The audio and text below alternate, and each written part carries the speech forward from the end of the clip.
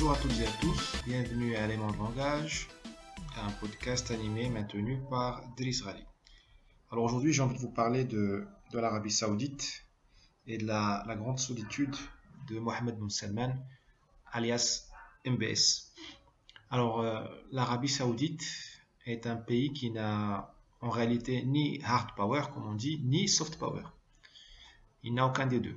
Ses milliards de dollars et ses réserves en pétrole ne lui sont d'aucune utilité puisqu'une bande de maquisards en guenilles, les Yéménites Houthis, donc une bande de maquisards en guenilles arrive à lui tenir tête, voire à bombarder l'Arabie Saoudite au cœur de son hinterland, c'est-à-dire des régions stratégiques où sont produites les hydrocarbures, bien vraiment profondeur du territoire saoudien, au nord-est, sans que l'armée saoudienne ne réagisse ou que les pays musulmans ne se mobilisent. Alors on est en droit de se poser la question, à quoi sert d'empiler l'armement le plus sophistiqué du monde si la vulnérabilité est totale? Le budget de la défense saoudien est déjà le troisième du monde. Troisième du monde, on parle de 67 milliards de dollars l'an dernier, juste derrière les Chinois, et avant le budget de la défense de la France. Un pays qui a des responsabilités dans le monde et puis un PIB beaucoup plus fort que celui des Saoudiens. Donc le budget de la défense saoudien, il a beau être le troisième du monde, il ne modifie pas d'un iota l'équilibre des forces dans la région. À part faire la fortune du complexe militaro-industriel américain, cette dépense est inutile. Car personne ne se fait d'illusions, la défense de l'Arabie Saoudite incombe d'abord et avant tout aux Américains, qui disposent d'un chapelet de bases au Golfe Persique, en Irak, à Bahreïn, je crois, Qatar, ça c'est sûr, à Djibouti, sans compter les bases secrètes et les pistes d'atterrissage et les pistes d'appui, les centres d'écoute secrets dont on n'a pas idée. Donc cela relève du protectorat, du bon vieux protectorat, plus qu'une relation client-fournisseur. Je te vends des armes et tu m'achètes des armes. Ça va bien au-delà. Quant aux Arabes et aux musulmans, parce que les Arabes c'est une chose, les musulmans c'est une autre. On peut être musulman, être pakistanais, ou indonésien, ou malaisien, chinois même. Eh bien, les Arabes et les musulmans, ils ne se bousculent pas au portillon pour défendre les gardiens des lieux saints. C'est ainsi que aime s'appeler la famille des Saouds, et c'est vrai, ils sont les gardiens des lieux saints de l'islam qui sont Mecca et Médine. On trouve facilement des candidats pour s'engager sur le front syrien, le front afghan, même au Sahel, au Mali par exemple, ou au Burkina, mais on trouve personne pour aller tenir la frontière saoudienne avec le Yémen. Comme c'est bizarre. On trouve personne non plus pour aller rouler des mécaniques face aux Iraniens chiites, alors que les chiites sont déclarés hérétiques par le sunnisme, et ils le sont sans aucun doute. D'un point de vue théologique, un sunnite est tout à fait en droit de dire qu'un chiite est un hérétique, et inversement, évidemment. Eh bien, cela ne gêne pas nos amis djihadistes et les candidats au djihad. Ils préfèrent aller se battre sur d'autres fronts que d'aller défendre ces causes-là. Alors qu'on nous a dit que c'était des fous, des déséquilibrés, mais en fait, on voit finalement qu'ils sont pas si fous que ça, pas si déséquilibrés que ça. Ou peut-être que seuls ceux qui nous attaquent à Villeurbanne, au Bataclan ou à Nice sont les déséquilibrés, les autres n'attaquent pas la France. Parce que se battre contre les Yéménites et les Iraniens chiites exige du courage et de l'abnégation, alors que ravager le Levant, le Sahel, ou même attaquer la France, ça permet d'obtenir un butin, de s'emparer des femmes d'autrui et d'obtenir une gloire momentanée. Autrement dit, le soft power saoudien, son pouvoir d'influence culturelle, psychologique, ce soft power-là est par terre. Tout le monde veut l'argent des Saoudiens, mais personne n'est disposé à donner sa vie pour la survie de leur régime. Même pas les mercenaires. Donc, à quoi servent toutes ces chaînes télévision à la gloire de l'Arabie? Je ne citerai pas les noms. Toutes ces ONG islamiques implantées aux quatre coins du monde. Toutes ces mosquées wahhabites financées par les caisses noires. À quoi ça sert tout ça? Si Riyad est seul face aux Yéménites et à leurs partenaires iraniens. Finalement, les Saoudiens payent le prix de leur politique étrangère qui a consisté à torpiller tous les régimes arabes qui disposaient d'une manière ou d'une autre d'une armée capable de se battre. Je dis bien d'une manière ou d'une autre parce que quand on ne produit pas son propre armement, c'est difficile d'avoir une souveraineté, on va dire, complète ou une armée tout à fait, on va dire, de classe internationale. Mais il y avait quand même des armées dans le monde arabe qui tenaient la route ou qui au moins pouvaient mobiliser 20 000, 30 000, 40 000 soldats qui se tiennent bien pour faire la guerre ou pour défendre l'Arabie. Or, nos amis saoudiens, avec l'aide de George Bush par exemple, ils ont démantelé le Ba'ath irakien. Ils ont dispersé l'armée de Saddam. Vous connaissez tous l'histoire. Ils ont, avec la complicité de nos bien-pensants occidentaux, je tairai les noms là aussi, nos amis saoudiens ont contribué à détruire le régime syrien. Le régime syrien qui, bien qu'il soit encore debout, n'en demeure pas moins un squelette vivant. Le régime syrien, donc le Ba'ath syrien, qui avait une armée, bon, était ce qu'elle était, hein. Encore une fois, les Syriens ne produisent pas leur armement, mais ils auraient pu. D'ailleurs, ils s'étaient rapprochés des Saoudiens en 2008-2009 hein, pour les aider déjà par rapport à la question yéménite. Et les Syriens avaient, là, maintenant je ne sais plus comment, dans quel état est l'armée syrienne, parce qu'il en reste, mais ils avaient un noyau de soldats qui étaient capables de faire quelque chose.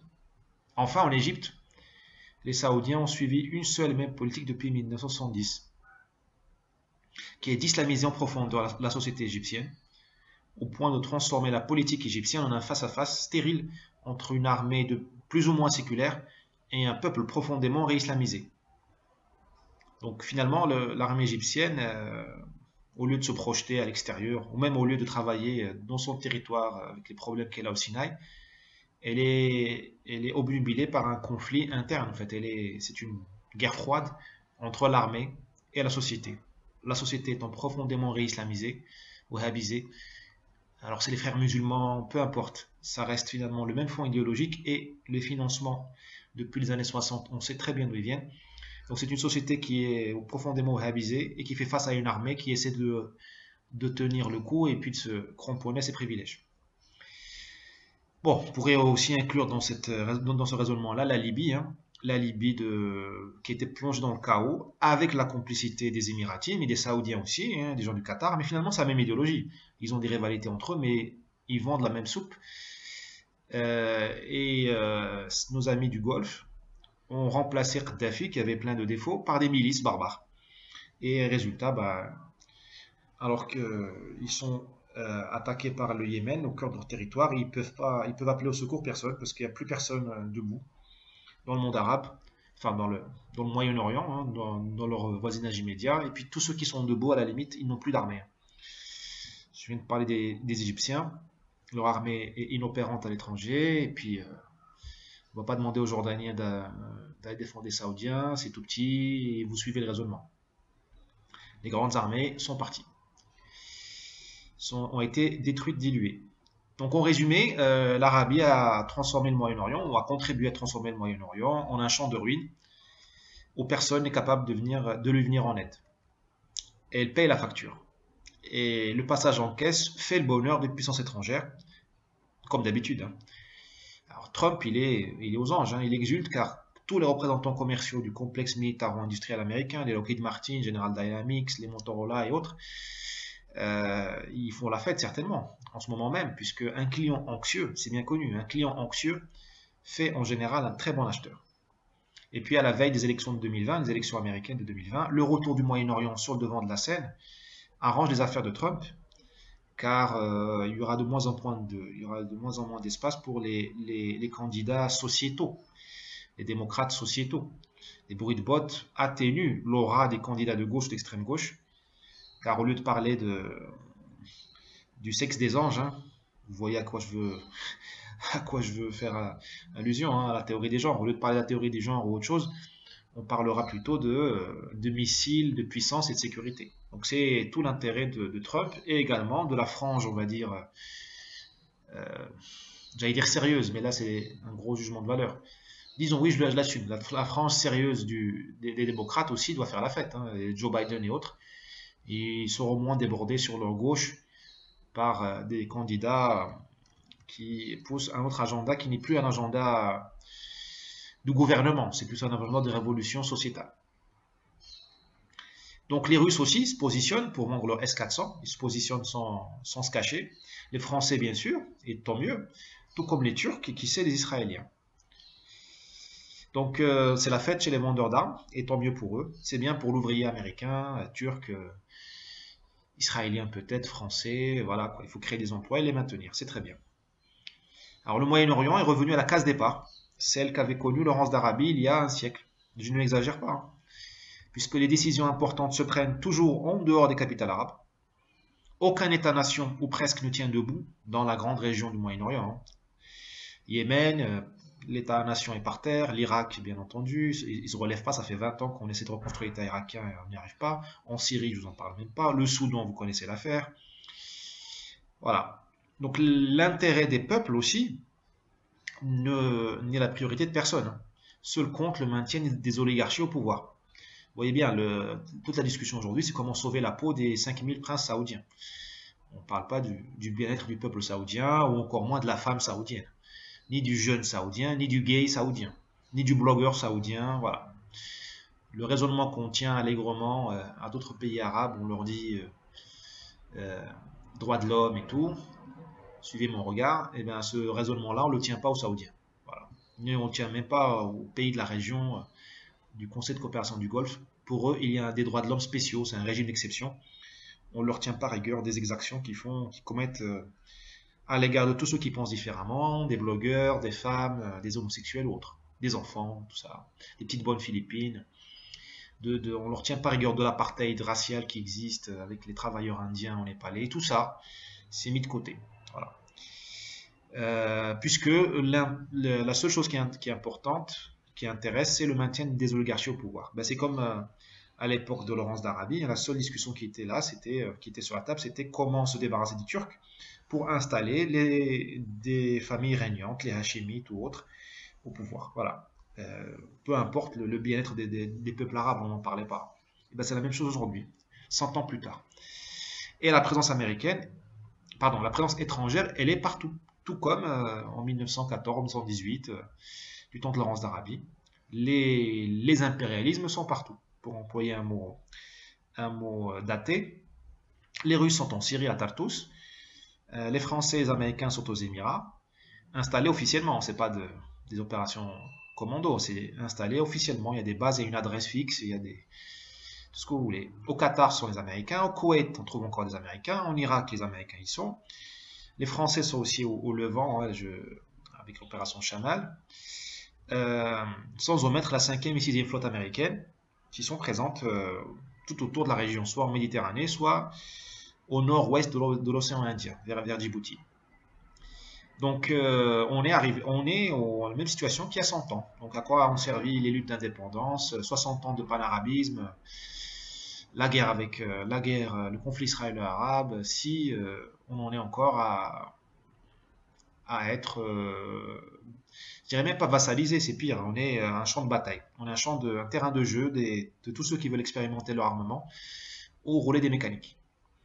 Donc dans ce chaos, parce que c'est un chaos, surnage le génie des rares peuples, je dis bien le génie des rares peuples qui, en dépit de l'adversité, tiennent le coup. Donc le génie des peuples, c'est déjà un gros mot par les temps qui courent, mais force est d'admettre que la réalité nous rattrape, et le génie des peuples surnage en dépit de ces temps où on nivelle tout le monde, où tout le monde est égal à tout le monde, où tout est relatif, où il n'y a plus de culture, il n'y a plus de civilisation, il n'y a que des individus, il n'y a que des différences qui se valent toutes. Ben non, le génie des peuples surnage.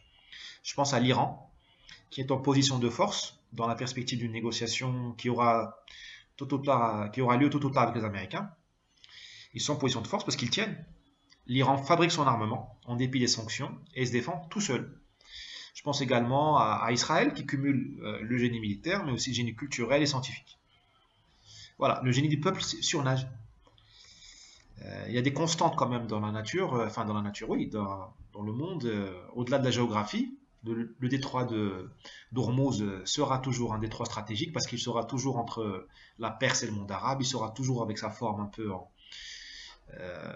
cadenassée. Djibouti sera toujours importante. Le canal de Suez sera toujours là, qu'on le veuille ou non. Il sera toujours aux mains des Égyptiens. La géographie est têtue. Le Nil continuera à couler de l'Éthiopie et du Soudan vers l'Égypte, causant des problèmes géostratégiques sur le partage des eaux. Ça continuera. Mais ce qui est là, ce qui se maintient, ce qui est permanent, ce qui persévère en lui-même, c'est aussi le génie des peuples. Et on ne peut pas l'évacuer de la discussion. Bon, évidemment, le génie des peuples n'a pas de siège à l'ONU, il n'a pas d'ONG qui le représente. C'est pour ça qu'on a parfois du mal à le capter, à le visualiser, mais il est là. Et il serait vraiment dommageable de l'ignorer.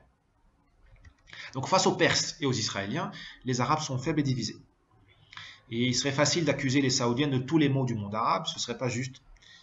Ils ont évidemment leur part de responsabilité, puisqu'ils ont diffusé la funeste idéologie wahhabite, mais il faut admettre que cette idéologie a trouvé des oreilles attentives de Nouakchott, donc en Mauritanie, à Mossoul, en Irak, en passant par le 93 et le 13, en passant par la France, Molenbeek, l'Allemagne et autres. Là où il y a une communauté musulmane, le wahhabisme a trouvé des oreilles attentives. Bémol quand même, il n'a pas trouvé beaucoup d'oreilles attentives en Bosnie. L'islam bosniaque a refusé le wahhabisme. Malheureusement, les Européens, dans les années 90, je suis sûr que même les Européens d'aujourd'hui feraient la même chose, l'ont laissé se faire violer en masse et massacrer par nos amis serbes et croates. Alors les Serbes d'aujourd'hui ne sont pas les Serbes des années 90, certainement, ni les Croates d'aujourd'hui, mais bon. Les Bosniaques l'islam bosniaque a été sacrifié, il a été humilié, alors qu'on aurait dû peut-être l'aider et l'utiliser contre l'islam wahhabite. Maintenant, c'est trop tard. Donc, pour conclure, je noterai que l'attaque contre les installations pétrolières saoudiennes la semaine dernière a eu lieu à l'aide de drones, et ça a quelque chose de tristement ironique, puisqu'elle a eu lieu quelques jours après l'anniversaire du 11 septembre, le 18e anniversaire du 11 septembre, qui était, le 11 septembre, étaient des attaques aériennes sur des cibles civiles, au moyen d'avions contrôlés par qui? Eh bien, par des pirates de l'air saoudiens, en majorité saoudienne. Comme quoi, on dit l'histoire se répète, elle se répète, et parfois l'arroseur est arrosé. Voilà. Je vous signale que Trump, pendant sa campagne, avait promis des révélations sur l'implication saoudienne dans les attaques du 11 septembre, qu'il a vite oublié, mais bon, ce n'est pas que pure équilibration ce que je dis là. Les faits sont têtus. Dans les commandos du 11 septembre, il n'y avait pas de... Il y avait beaucoup de Saoudiens. Voilà. Merci beaucoup. Pour me soutenir, il suffit juste de diffuser ce podcast, de le partager, de le commenter, bien entendu. Toutes les critiques sont les bienvenues, tous les feedbacks sont les bienvenus, même évidemment négatifs, du moment que ça part d'un bon sentiment. Et quel est le bon sentiment? C'est participer à la renaissance de la pensée libre qui, par les temps qui courent, est largement menacée par l'autocensure. Merci à vous, à bientôt. Au revoir.